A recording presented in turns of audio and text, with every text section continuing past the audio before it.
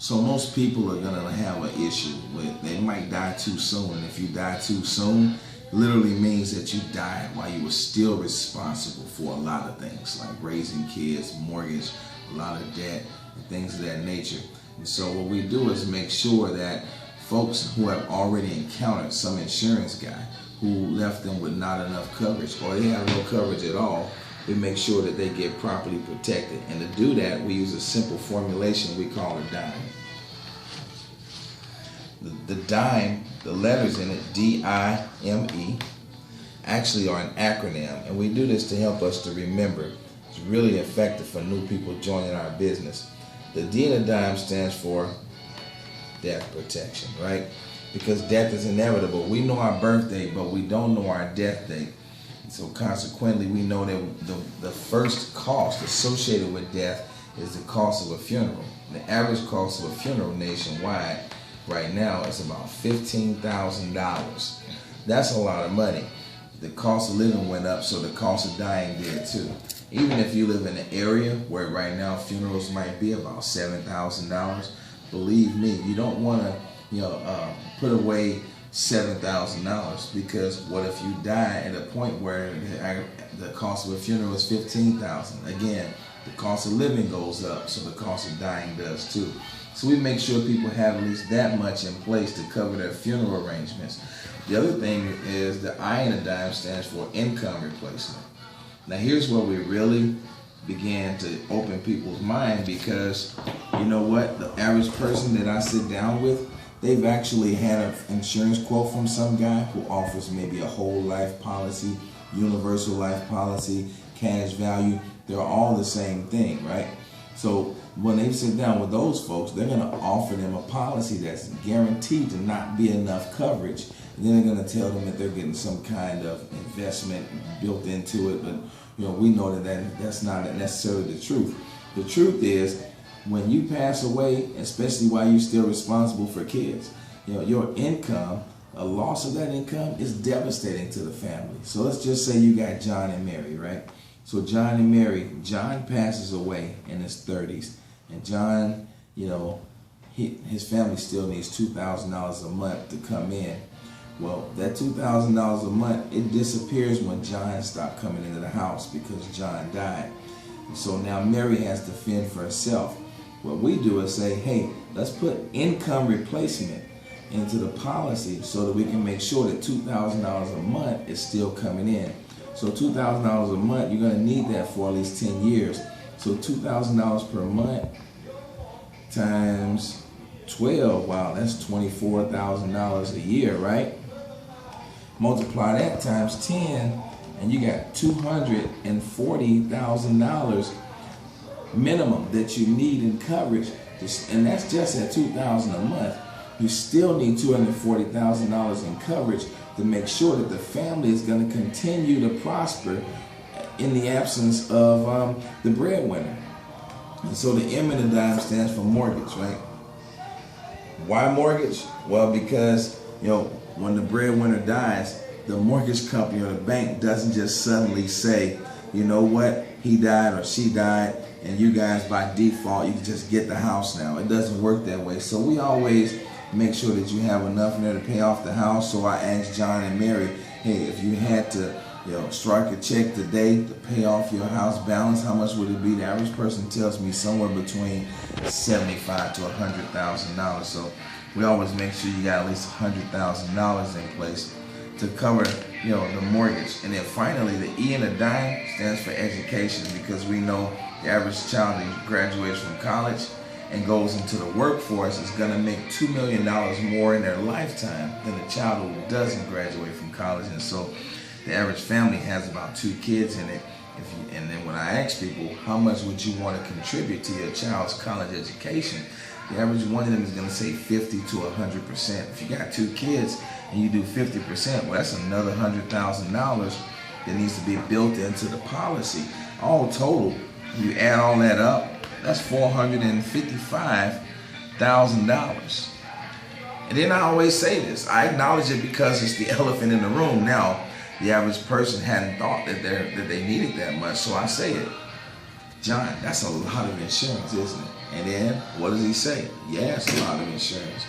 He's thinking about price, and I know he's thinking about price. So this is what I say to you. I say, but what on this list does your family not need? What do you not want them to have if something happened to you?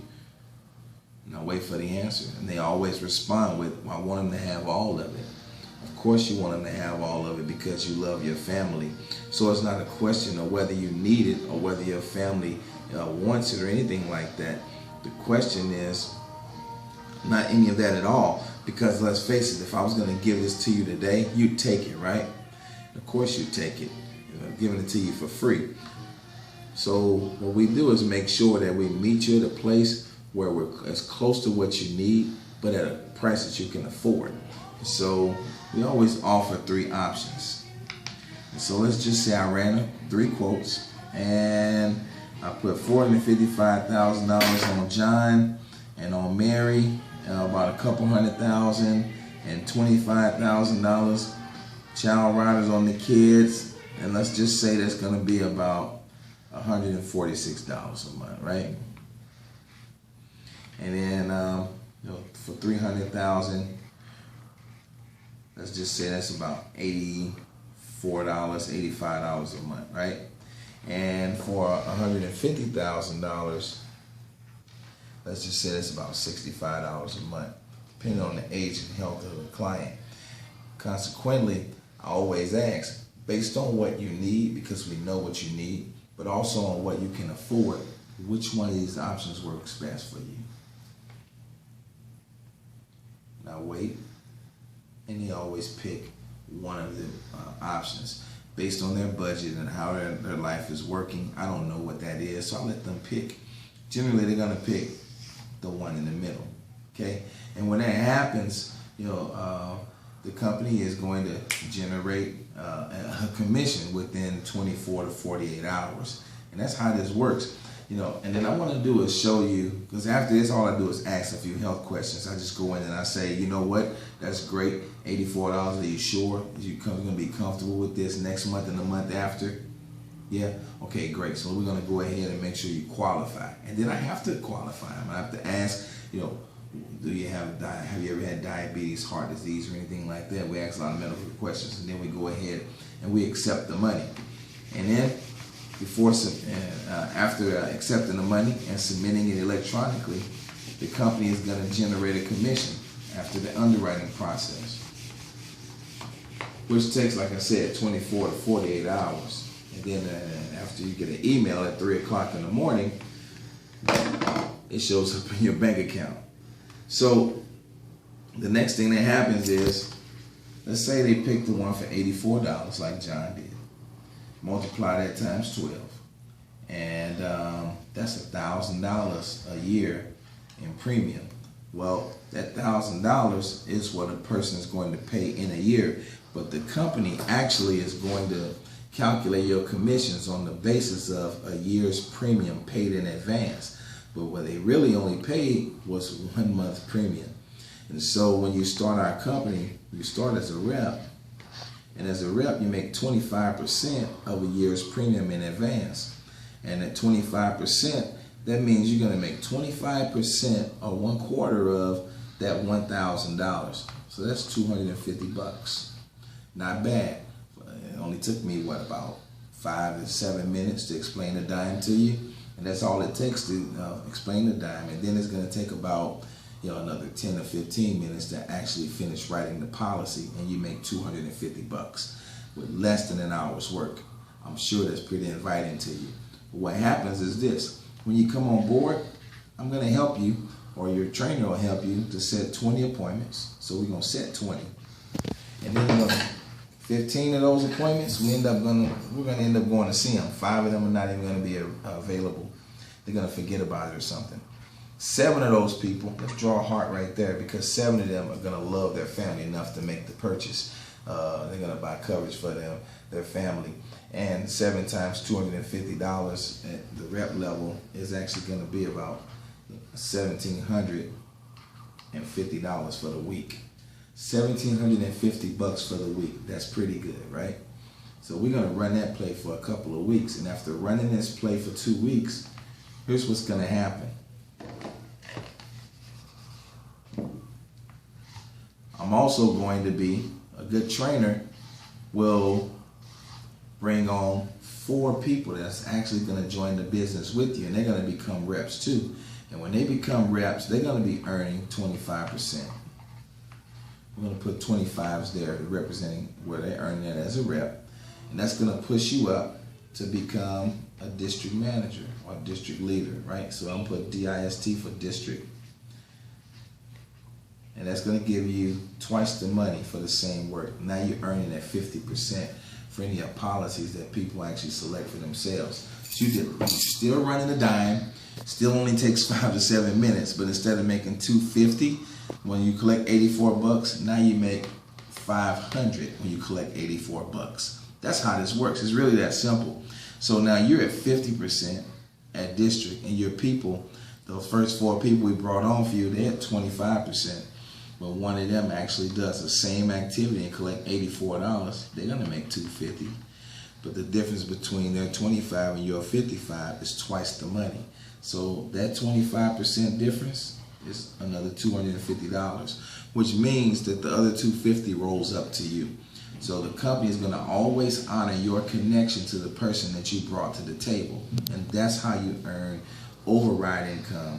Or in the United States, you know, you should really understand that the only way to make big money here is through leveraged income. And this is how you leverage other people's time and talent and other people's reasons, because these people go to work not for you, but for themselves. And then in the process of going to work for themselves, the company's going to pay you too. So let's say if all 4 of these guys only did 1, you made $1,000 that week. If all 4 of those guys did 4, then you made $4,000 that week. How much did you make from your pen? Well, it's up to you, because now you're making $500 a pop for the same activity. So if you only wrote 4 that week, then you made $2,000 on your pen, and they wrote 4, and you made $4,000 on their pen. Now you make $6,000 in 1 week. Well, that's $24,000 a month. How does your life look differently at $24,000 a month? Right? A lot of people can pay off all their bills for the year, and at $24,000, and then the next month, what are you going to do with that money? Well, whatever you want to do, right? So I can show you how just collecting $65 would turn into $1 million a year in income.